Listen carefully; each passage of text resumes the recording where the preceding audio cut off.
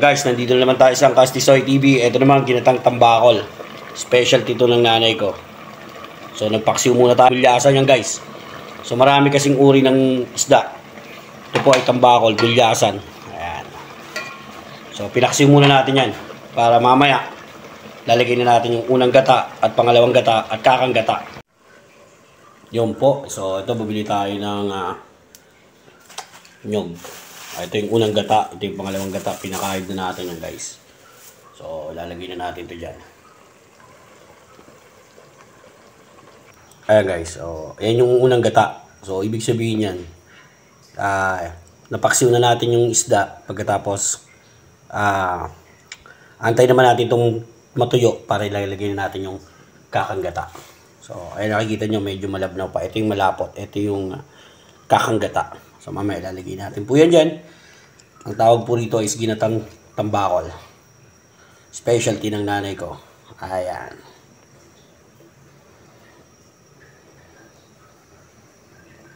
So ayan guys, malapit na siyang matuyo. So pwede na natin ilagay yung kakang gata. Yung kakang gata po yung tinatawag na unang piga. So para at least mas masarap. Unang gagawin po dito, pinapaksiw po ito. Tapos pagkatapos mo siyang paksiwin, ilalagay mo yung pangalawang gata. Siya na po yun. Yan na po. Ayan na po yung pangalawang gata natin. And then, hindi lang natin na. Nilagyan mo ng sili, sibuyas, kamatis, luya. Guys, ang mahal ng sibuyas ha. So, yan. Medyo, antay na lang natin yan. Konting na lang yan. So, ayan o. Nakita nyo yan. So, ilalagay na natin yung kakang gata. Ito yung tinatawag na kakang gata. Ayan. So, ayan na yung finishing product yan. Templado na rin yan. Ayan na.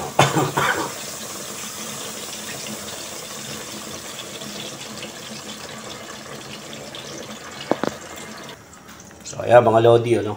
Nilagay na natin yung kakang gata. Antayin na lang natin kumulo yan. And then, timplahan mo na lang kung sa tingin mo kulang sa asin, kulang sa bechin. So, yan na. Yan na yung ginatang tambakol seafoods tayo today. Meron tayong hipon, isdang yung isdang matampusa at saka ginatang isda. Maraming salamat and God bless. Mamaya tingnan nyo kapag kumulo siya. Ayan na po, medyo ready to taste yung ating ginataang tambakol. Ayan, maliputok kung tawagin sa amin yan, sabi ng nanay Eryeng. So nakita nyo yung no? Sa English na lang. So ayan, creamy na yan guys. Oh. So ayan yung masarap dyan sa sa pagginatang tambakol. Kasi yung ganito guys, natutunan ko to sa nanay Eryeng ko. So siya kasi yung pinakamagaling na magluto ng ganito. So, guys, sticky siya. Or sticky creamy pala. So ayan. So titikman natin guys ha. So ayan, titikman natin.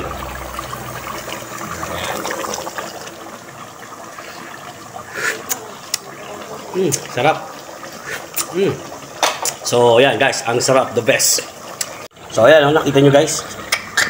Nalasahan na natin. So, hindi na natin kailangan maglagay ng add ng kung ano-ano pa.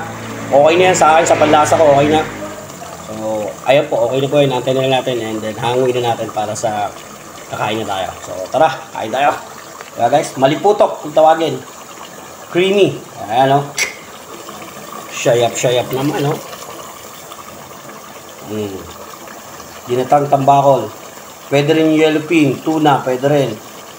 So nasa sa inyo yan kung anong gusto nyo igatang isda. Pero yun, paksiwin nyo po na para mas masarap. Matagal pong mapali siya guys. So mga 1 week kaya kasi napaksiw yan Ayan, tara, kaya ta guys. Ito yung piniritong matampusa, nilasing na hipon, swahe.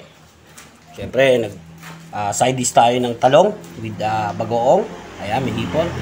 Siyempre, ginatang tambakol. So, tara, kain tayo. Siyempre, may prutas tayo. Nandito tayo kay Pugo, yung Panta Quezon. Ayan. So, tara, maraming salamat and God bless. More blessing to come. At ingat kayo lahat. God bless and I love you.